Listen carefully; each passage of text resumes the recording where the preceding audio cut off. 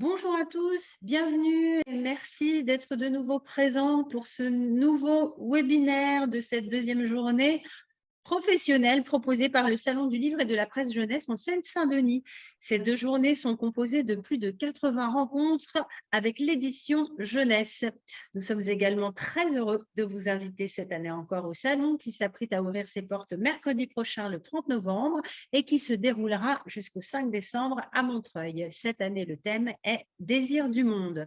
En tant que professionnel du livre et de l'enfance, il vous suffit de vous accréditer en ligne sur slpjplus.fr pour venir nous rendre visite en accès libre sur toute la durée de l'événement.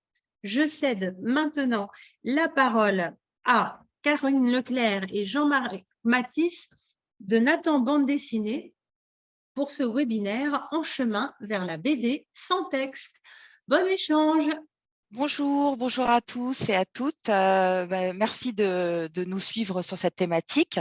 Donc, je me présente Karine Leclerc des éditions Nathan Bande Dessinée, donc un nouveau département qu'on est en train de lancer depuis maintenant le mois d'août 2022. On va vous parler aujourd'hui de BD sans texte avec Jean-Marc Matisse qui est à mes côtés. Bonjour. Et qui est donc un auteur, illustrateur jeunesse et également auteur de bande dessinée jeunesse et adulte. Et donc, on va vous présenter pendant ce partage d'une demi-heure, je vous propose 3 parties. Une première partie autour des coulisses de la création de cette collection de bande dessinée sans texte, la collection Mini Bulle. Une deuxième partie où Mathis va vous parler un petit peu lorsqu'il s'est mis au fourneau sur la collection et qu'il a commencé à réfléchir à ce premier titre qui nous a confié, qui s'appelle Coco et Moumouche, donc la première BD sans texte parue dans la collection Mini Bulle. Et dans la troisième partie, je vous proposerai davantage un échange interactif entre Mathis et moi et vous pour vous expliquer un petit peu les coulisses, comment moi j'ai permis à Mathis aussi de s'exprimer sur les autres projets de la collection. Et voilà, ça nous a permis d'avoir un travail très interactif ensemble. Voilà, donc je commence par, je vais passer la parole à Mathis quelques secondes pendant que je vous mets le PowerPoint. Bien, ben moi je m'appelle Jean-Marc Matisse, je suis auteur-illustrateur jeunesse. Je fais surtout des livres jeunesse, mais j'ai commencé par la bande dessinée il y a déjà une trentaine d'années, on va dire. Et je sais que Karine a fait appel à moi parce qu'elle aimait bien une adaptation que j'avais faite du roman de Renard avec un autre dessinateur, avec le dessinateur Thierry Martin. Donc voilà, Karine a eu la bonne idée de m'appeler pour me parler de ce projet de bande dessinée. Voilà. Et ce que j'ai beaucoup aimé, en tout cas avec Karine, c'est une grande liberté. Donc on a beaucoup échangé au début pour un peu déterminer le format, le nombre de pages, etc. Et puis ensuite, elle m'a fait totalement confiance. Donc j'ai fait un scénario qui a servi de base, je crois aussi, d'exemple en fait pour les autres auteurs. Voilà, il y avait donc un cadre. J'ai aussi la possibilité de dessiner le logo de la collection Minibule, donc c'était très sympa. Voilà. D'ailleurs, c'est même moi qui ai trouvé, je crois, le mot Minibule, je ne sais plus. Oui, j'étais pas Pareil. partie sur ce titre au départ. Ouais. Voilà, bon, enfin voilà. Et donc l'idée qui était vraiment intéressante, c'était justement ça, c'est raconter une histoire sans texte.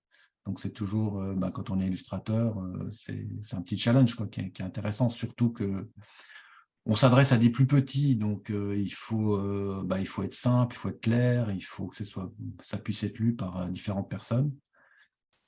Et voilà ce que Ok, bon, ben, je sais pas si tu veux dire quelque chose, Karine. alors déjà, premièrement, de manière très basique, est-ce qu'on voit bien mon écran? Oui, on veut mettre en Bienvenue. écran. Bienvenue Voilà. au Mondial de Nathan Bande Dessinée. Voilà. Donc, comme je disais tout à l'heure, donc on vous partage un petit peu en images l'univers de cette nouvelle collection de BD sans texte pour les 3-5 ans. Donc, je me suis présentée. Donc, je suis à la direction éditoriale de Nathan Bande Dessinée. Jean-Marc Matisse, dit Matisse. Oui, merci. Voilà, sur cette slide, vous avez un petit panel des différents auteurs, autrices qui nous ont accompagnés pour le lancement de cette collection Mini Bulle, dont vous découvrez le logo à l'écran. Donc, nous avons Caroline Romanet en haut à gauche, Mathis en bas, Ah, Édouard Manceau. Mathis, beaucoup plus jeune, hein, franchement. Là, On va avoir 15-20 ans de moi. Là. Voilà. Édouard Manceau, que certaines d'entre vous doivent connaître, qui est auteur jeunesse. Magali Clavelet, qui est illustratrice jeunesse, c'était sa première bande dessinée.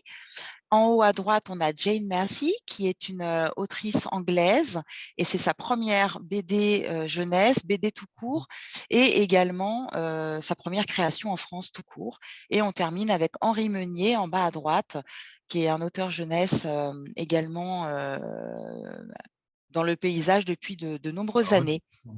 Voilà. Donc, comment est née la collection Mini Bulle, En chemin vers la BD sans bulle?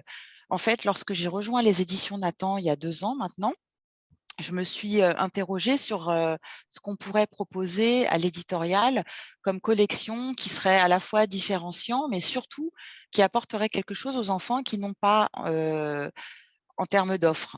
Donc, j'ai un petit peu regardé en librairie, même si on était confinés, et j'ai pu constater que dans le domaine de la BD sans texte pour les enfants, à part la série Petit Poilu qui est publiée chez Dupuis depuis une quinzaine d'années, à part une ou deux incursions de BD sans texte aux éditions de La Gouttière, que certains d'entre vous connaissent peut-être, en fait, l'offre était vraiment très, très mince. Et j'ai eu envie de développer chez Nathan de la BD sans texte, sans bulle, que les enfants pourraient s'approprier. C'est un peu de l'empowerment pour les enfants qui sont attirés très jeunes, de plus en plus jeunes par la BD, comme leurs grands frères, leurs grandes sœurs, et qui ont envie aussi d'accéder à ce genre qu'est la bande dessinée. Donc, je me suis dit, voilà, il y a un rajeunissement du lectorat jeunesse, de bande dessinée. Il y a une offre qui n'est pas très développée en termes de BD sans texte. Et puis, moi, ça me tient vraiment à cœur aussi de donner confiance aux enfants, d'éviter le plus possible de les mettre en situation d'échec.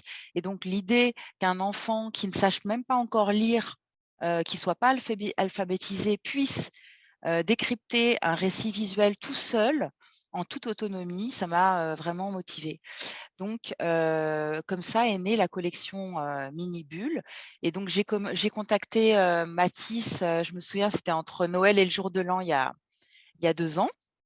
Et voilà, et je lui ai dit, voilà, j'ai envie de me lancer éditorialement dans une collection pour les tout petits, 3-5 ans. Donc, c'est vraiment les primo-lecteurs sur le marché. On n'a aucune collection qui s'adresse à des si petits lecteurs en termes de bande dessinée. Et on a commencé à brainstormer ensemble tous les deux. Au départ, j'avais un autre titre de collection en tête. Et finalement, en discutant, Mini Bulle s'est imposé. Alors, vous allez dire, Mini Bulle, c'est rigolo parce qu'il n'y a pas de bulles dans ces BD. Ah. Alors, il y a quelques bulles et tu pourras nous en parler parce qu'on va parler un petit peu après avec Mathis des codes de la BD. Mais c'est vrai que c'est une BD qui a les codes de la bande dessinée.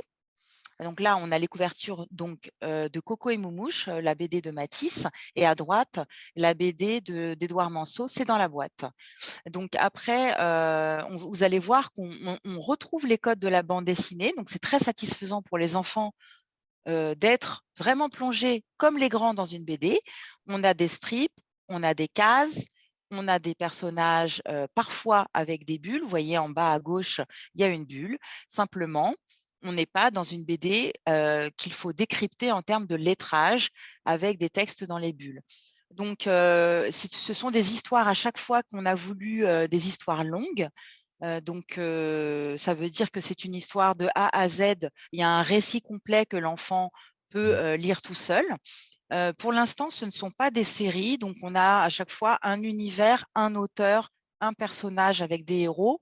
Et bien sûr, si Coco, ce qu'on espère, rencontre le succès et c'est déjà en bonne voie, eh bien, on sera ravis de proposer de nouvelles aventures de Coco et Moumouche, de nouvelles aventures de Petiote et de nouvelles aventures de Roule Noisette.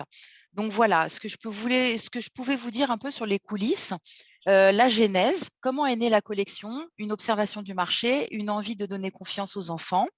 Et ce que je peux préciser aussi avant de passer la parole à Mathis, c'est que j'ai voulu aussi me différencier au maximum de Petit Poilu, paru chez Dupuis. Donc, je voulais offrir aux parents, aux enseignants qui se plongent dans la BD sans texte et qui pourraient être un petit peu impressionnés par ce genre muet, j'ai voulu leur proposer un petit guide de lecture. Donc, chaque bande dessinée s'ouvre sur un petit livret tout au début de l'ouvrage, qui se déplie et qui explique suivez le guide, suivez les bulles. Et donc là, j'ai fait appel à une rédactrice qui travaille régulièrement pour la presse jeunesse Bayard et qui rédige dans les cahiers parents des notices, des notules pour aborder des thématiques. Et donc, je lui ai confié la rédaction de ce livret qui décrypte un petit peu avec des petits personnages et qui disent « Ah, mais on est dans une BD sans texte ?» Et là, elle explique qu'est-ce que ça veut dire, qu'est-ce que ça implique. Après, on a un deuxième paragraphe « Ah, mais il n'y a que des images ?» Et là, on explique un petit peu qu'est-ce que ça veut dire pour un enfant tout seul de décrypter visuellement un récit.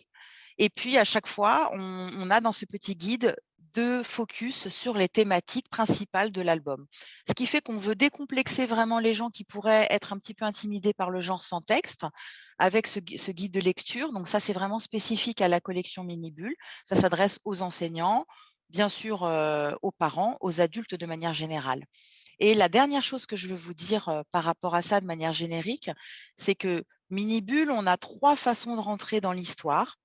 Il y a l'enfant tout seul qui peut lire, et j'ai l'exemple avec des enfants de collègues qui sont pris en photo, ils sont sur le pot en train déjà de lire les mini-bulles tout seul. Donc l'enfant tout seul, il peut s'isoler et lire sa BD en toute autonomie. Il peut également être dans le cadre d'une lecture accompagnée, une lecture partagée avec bien sûr son parent, son enseignant ou un autre adulte. Et puis alors le clou du spectacle, la cerise sur le gâteau, c'est que l'enfant, il peut raconter lui-même l'histoire à un adulte. Et ça, c'est vraiment magique. Quand ça arrive, je me dis que la mission est accomplie et j'ai réalisé mon rêve. C'est-à-dire que l'enfant, ça provoque l'oralité chez lui. Il verbalise, il y a vraiment un échange et il est extrêmement fier de pouvoir, pour une fois, raconter l'histoire.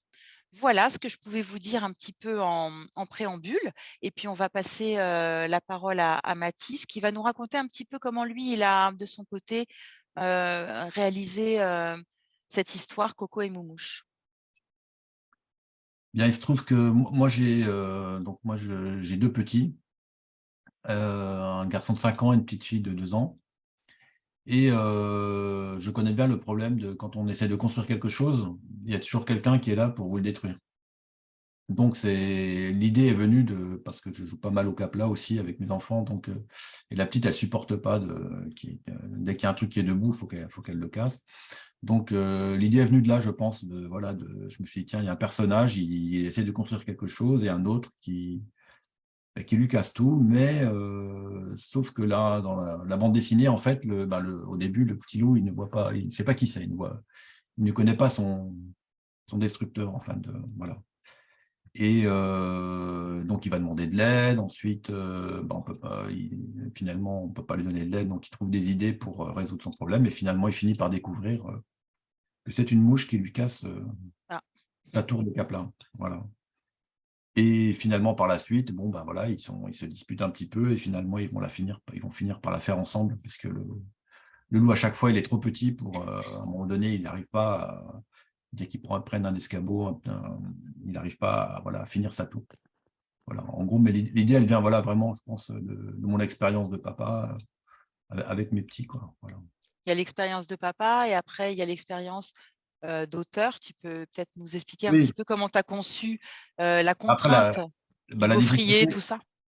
oui, après, donc, je ne voulais pas, effectivement, comme on s'adresse à des petits, il ne fallait pas, à mon sens, hein, parce qu'on peut faire des pages de BD avec 15 cases, donc, comme, je sais pas, comme Tintin ou autre. Donc là, je suis parti sur un truc plutôt avec un maximum de 6 cases. Et il me semblait que c'était bien, sinon, enfin, moi, ça faisait pas trop, ça faisait moins bande dessinée, quoi. Et qu'est-ce que je peux dire après, effectivement, le fait qu'il n'y ait pas de texte, alors pour moi, c'est amusant parce que moi, je suis plutôt quelqu'un d'assez bavard, surtout quand j'écris. J'aime bien les dialogues. Et puis là, donc, pas de dialogue. Donc, il a fallu trouver parfois des solutions. Effectivement, le petit loup se parle à lui-même ou à quelqu'un d'autre. Mais donc, il y a des bulles, mais dans ces bulles, il y a d'autres dessins. Voilà. Et Donc, je m'en suis sorti comme ça, mais ça fait partie des codes de la bande dessinée. Et voilà, alors ce qui était aussi bien en tant que dessinateur, parce que les bulles, effectivement, prennent de la place dans une bande dessinée. Là, le fait qu'il y en ait très peu, donc on a plus d'espace, on est vraiment dans la narration visuelle. Et ça, c'est un truc qui m'a bien intéressé, quoi. Et bien amusé aussi. Mmh.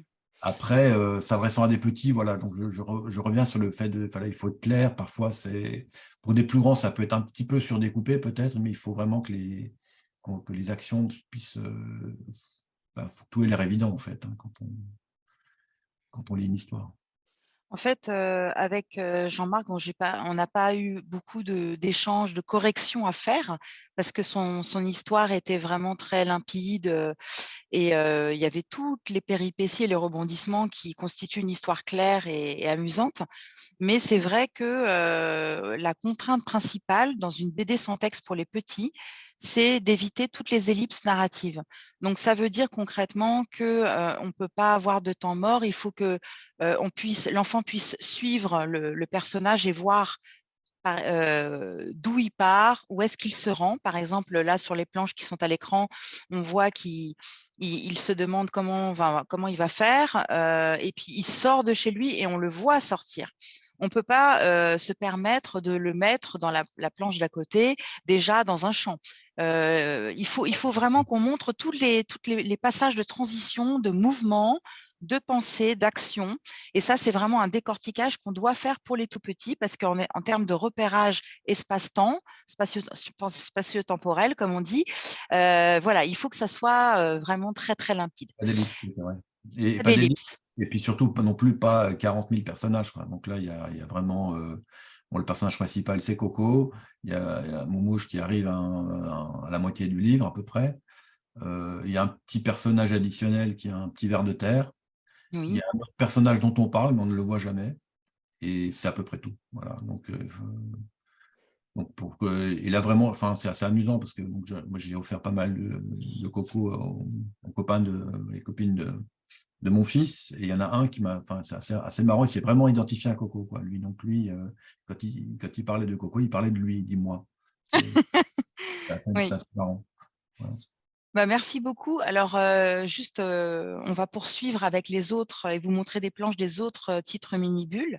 En tout cas, on est très heureux parce que Coco et Moumouche a déjà reçu un très bon accueil. Et on a déjà vendu Coco and Moumouche, Coco and Fly aux États-Unis. Donc, c'est incroyable. C'est déjà vendu aux États-Unis avant même d'être sorti en France. Donc, on a également, comme je vous ai dit tout à l'heure, d'autres auteurs dans la collection. Donc là, vous découvrez les planches d'Édouard Manceau dans sa bande dessinée C'est dans la boîte. Je vais vous faire défiler un petit peu ces différentes planches et puis après, avec Mathis, on va vous dire un petit peu ce qu'on a pu penser des différents projets, là où on est intervenu ou pas, les écueils à éviter sur ces titres.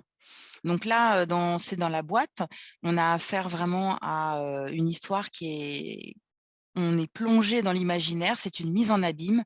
On a deux petits personnages qui vont successivement rentrer dans des boîtes, qui vont ouvrir, ce sont des portes sur des univers, et à chaque fois, ils vont vivre plein d'aventures. Donc, ils vont tomber sur une boîte où ils vont trouver une moto, ils vont prendre cette moto, ils vont partir, fuir des dangers, tomber sur d'autres boîtes, etc., etc. Donc, c'est vraiment une mise en abîme comme les poupées russes. Et ce qui fait que c'est un déploiement d'imaginaire vraiment jubilatoire pour les enfants à la lecture. Donc, les deux autres titres qui sont sortis dans la collection fin août, c'est Roule Noisette avec Caroline Romanet et Magali Clavelet, Roule Noisette et puis Petiote dont je vous parlais avec Jane Massey. Et ce qui est très sympa, je m'en suis rendu compte après la publication des ouvrages, c'est que chaque petit album de BD mini-bulle a son propre tempo de lecture. Donc, suivant l'histoire, suivant le ton, suivant les péripéties, on est dans un rythme. Là, on est, par exemple, avec Roule Noisette, dans un rythme très saccadé, très Ouais. cartoon, avec la petite Noisette à qui il arrive plein de péripéties. Elle se fait shooter par les grenouilles, elle se fait poursuivre par un oiseau qui veut la manger, une araignée, etc. Et on est vraiment dans un cartoon. et donc à un rythme très rapide. Alors qu'il y a autant de planches que dans Petiote, que vous voyez ici, où on est dans une ambiance beaucoup plus contemplative, La beaucoup rêverie plus… plutôt. Pardon ? On est dans la rêverie plutôt. On Oui. est dans la rêverie et c'est un rythme beaucoup plus slow reading. Donc là, on est par un temps de pluie, une petite fille qui s'ennuie, qui se demande comment on va pouvoir s'amuser avec mon petit chien parce qu'il pleut, on ne peut pas sortir dehors. Donc, elle est un petit peu alanguie sur son canapé et on va voir qu'il y a un va-et-vient entre la réalité et l'imaginaire, comme les enfants le font souvent. Donc là, vous voyez, la transition narrative, elle va sur ces petits coussins en bas à droite et hop, sur la planche suivante, ces coussins se transforment en petits cailloux et elle s'imagine sur une rivière. Et toute la bande dessinée, c'est un va-et-vient permanent entre les objets du quotidien, son canapé, des escaliers, qui se transforment au gré de son imagination pour lui permettre de vivre des aventures. Voilà, donc qu'est-ce que tu peux nous dire, Mathis, un petit peu sur les spécificités? Parce que j'ai eu le plaisir de pouvoir te consulter sur ces différents projets. Comme tu étais à l'origine de la collection, je t'ai demandé ton avis sur les premiers projets qu'on allait signer. Et donc, tu m'as fait des petites remarques, des suggestions de correction. Oui, Donc, alors qu'est-ce que… souvent c'est des petites choses, hein, c'est vraiment pas grand-chose. C'est des choses justement où moi je ne comprenais pas au niveau narratif à un moment donné ce qui se passait. Donc c'est juste à certaines cases où je me souviens dans la bande dessinée d'Edouard, il y avait une histoire de diable à un moment donné, de diablotin qui arrivait, puis enfin qui arrivait, qui disparaissait, puis qui arrivait après d'une façon que je ne trouvais pas logique. Donc, voilà le petit diable. Donc j'avais suggéré qu'en fait le diable soit dans la boîte et que tout simplement. Enfin c'est pas cette scène-là, hein, c'est un peu plus tard parce que voilà c'est que le diable aussi il se promène de boîte en boîte. Voilà, mais c'est vraiment des petites choses. Clarifier un petit peu l'histoire. Et c'est vrai que quand on n'écrit pas soi-même une histoire, c'est plus facile d'avoir du recul hein, sur le travail des autres que sur le sien. Oui, je crois que sur Roule Noisette, on n'avait pas de correction vraiment à faire. C'était comme Non, non. un petit dessin animé, un petit cartoon. C'est Ouais, sur plein… Gazette, il y avait eu beaucoup de moult propositions de couverture, je me rappelle, c'était sur la Ouais. couverture. Ouais, la couverture, on a eu du mal parce que c'est pas évident d'incarner une noisette comme héroïne. Donc, on a eu du mal. Mais je me souviens que sur Petiote, que vous avez sous les yeux, vous savez, au cinéma, on parle souvent de raccord image, de raccord script. Oui.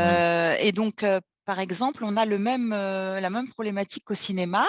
Donc, par exemple, il y a une petite abeille voilà, qu'on voit à un moment donné. Petiote, elle est avec une petite abeille en haut à gauche.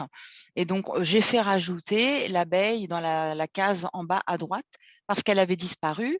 Et donc, l'enfant pouvait se dire éventuellement, mais elle est passée où la petite abeille? Parce que les enfants sont très attentifs aux détails. Donc, on a un petit peu des problématiques comme ça de raccord image, de raccord script, et qui sont des contraintes intéressantes, mais dans un espace de grande liberté éditoriale parce que chaque auteur me propose des projets et a totalement carte blanche sur le style graphique, l'histoire, les personnages.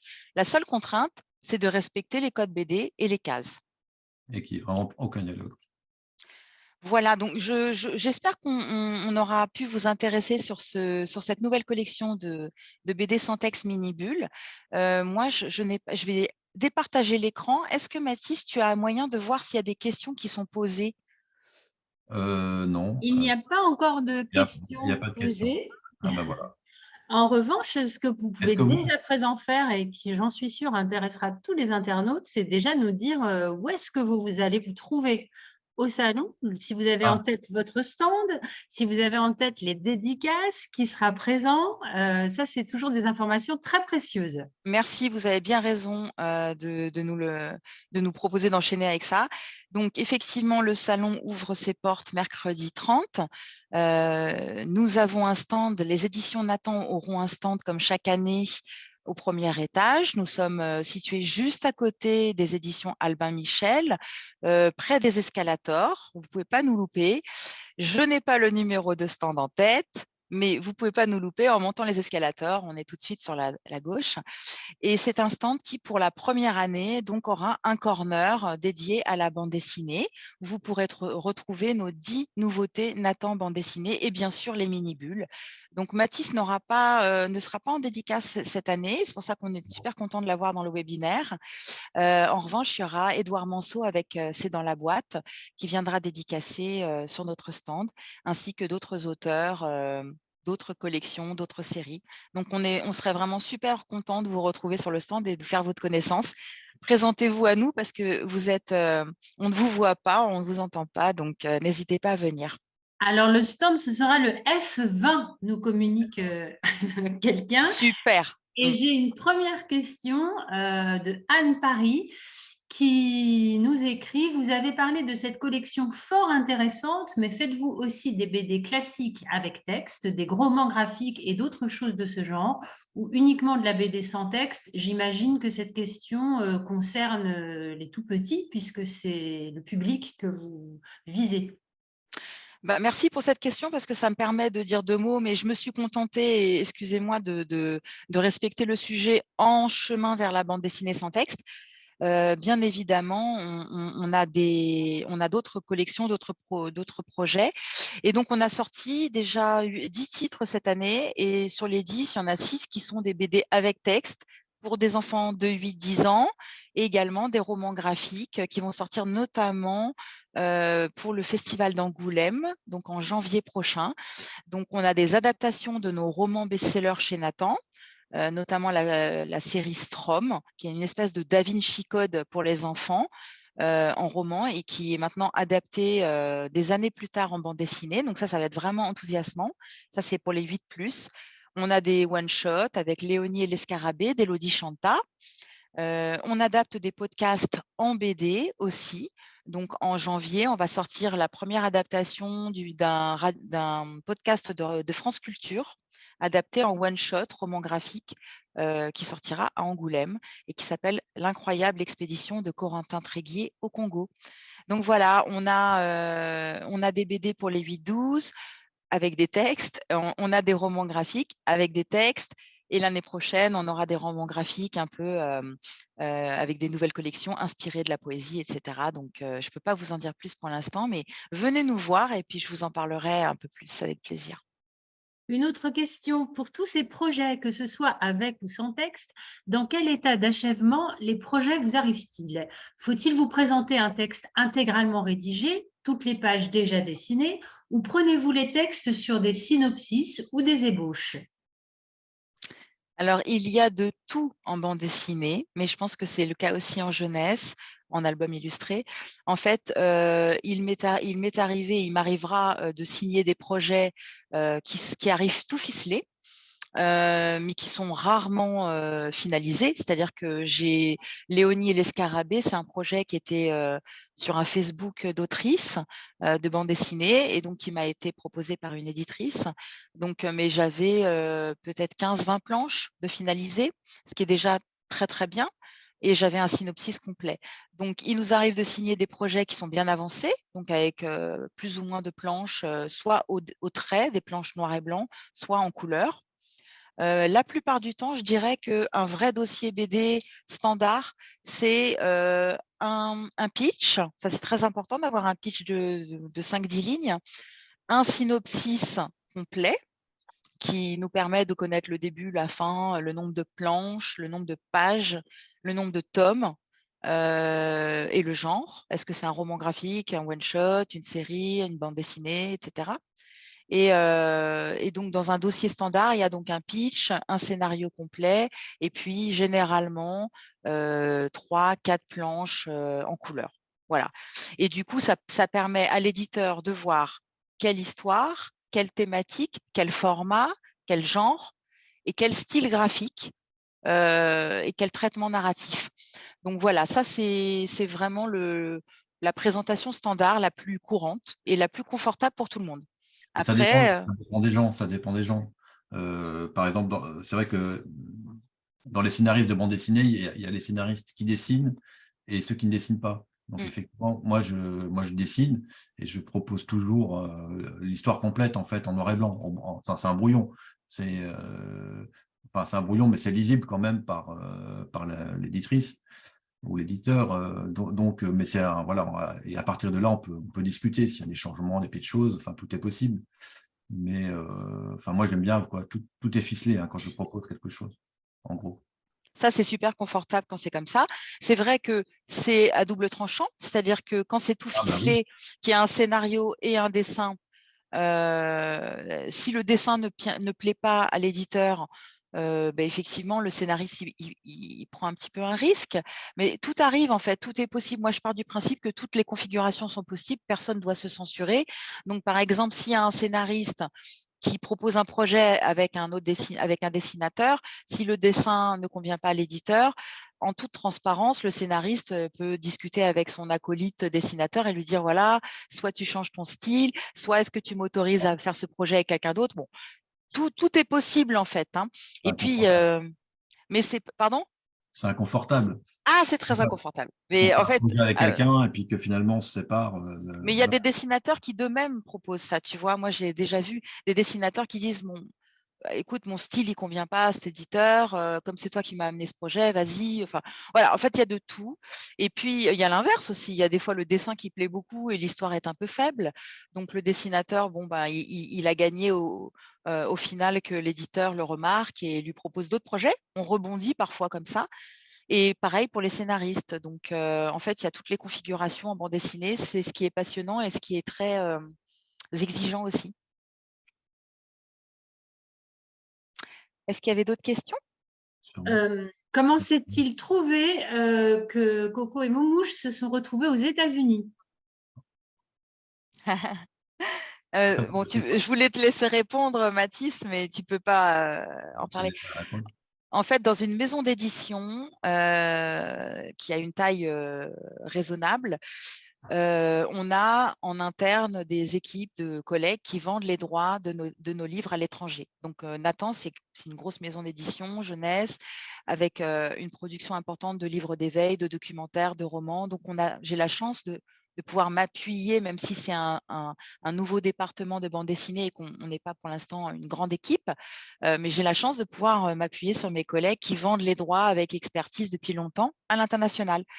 Et les plus petites maisons, par exemple, ont des personnes en freelance qui vendent les droits, des agents qui vendent les droits à l'international. Et donc, comme mes collègues sont aguerris et connaissent bien le marché, elles sont allées présenter mes premières bandes dessinées avant même qu'elles sortent sur des foires internationales comme la foire du livre de Francfort, la foire du livre de Bologne, et puis même au fil de l'eau dans leurs contacts habituels. Et à ma grande surprise, les États-Unis ont été intéressés par… je dis à ma grande surprise parce que les anglo-saxons achètent peu de droits et traduisent peu. Donc là, ce qui leur a plu, c'est qu'il n'y avait pas de traduction, c'était de la BD muette. Donc, je pense que ça a joué beaucoup dans la facilitation de cette cession de droits. Et on n'a pas vendu tous les mini-bulles aux États-Unis, on en a vendu 2. On a vendu Coco et Moumouche et c'est dans la boîte.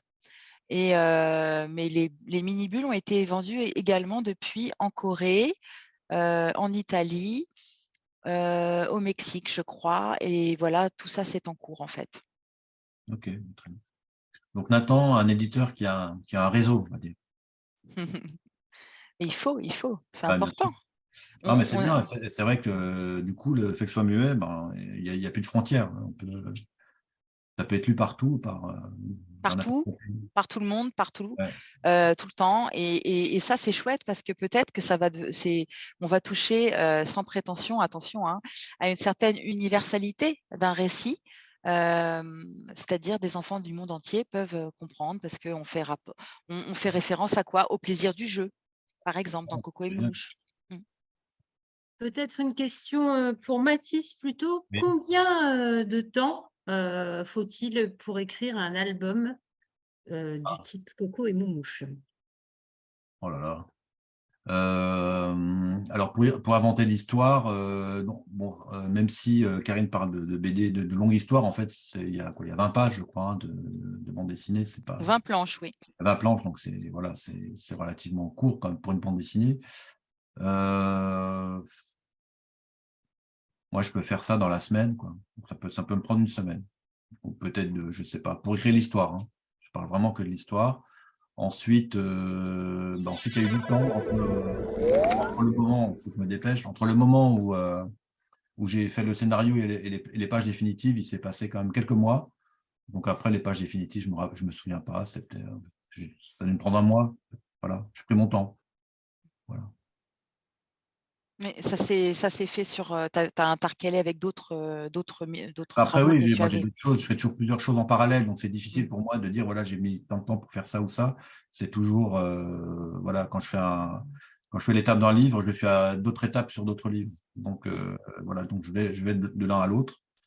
Et puis après, bon, il y a la couleur aussi, pareil, la couleur, bon, bah, parfois il se passe encore du temps entre le moment donné où je fais les dessins noir et blanc et la couleur. Voilà. Mais mis bout à bout, je pense que tu as mis 2 mois maximum, c'est ça? Ouais, peut-être, oui, mais c'est toujours pareil. Voilà, quand on dit on peut faire peut-être plusieurs planches par jour, mais pas tous les jours. C'est ça le truc.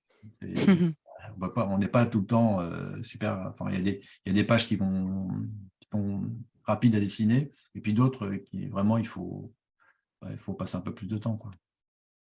Voilà. Donc là, il y avait plein de petits carrés, de petits triangles à dessiner. Voilà, donc c'est un peu plus long. J'avoue, là, sur Coco, moi, j'ai pris mon temps. Voilà, je n'étais pas du tout dans une logique de vraiment faire ça vite. J'ai vraiment je fais ça tranquille et je crois que j'ai bien fait. Voilà. Tu as très bien fait. Mm. Merci. Eh bien, ce sont donc les mots de la fin. Vous avez bien fait. Merci. Voilà, donc merci beaucoup pour ce webinaire passionnant autour des mini-bulles de la collection Nathan. Je vous rappelle que vous pourrez retrouver cette collection sur le stand F20 en haut de l'escalator, à côté du stand Albin Michel, comme nous l'a rappelé Karine. Voilà, nous vous attendons très nombreux la semaine prochaine et nous vous souhaitons une très belle journée. Merci Karine. Merci à tous. Merci Mathis. À Merci, bientôt. Karine. Au revoir. À bientôt.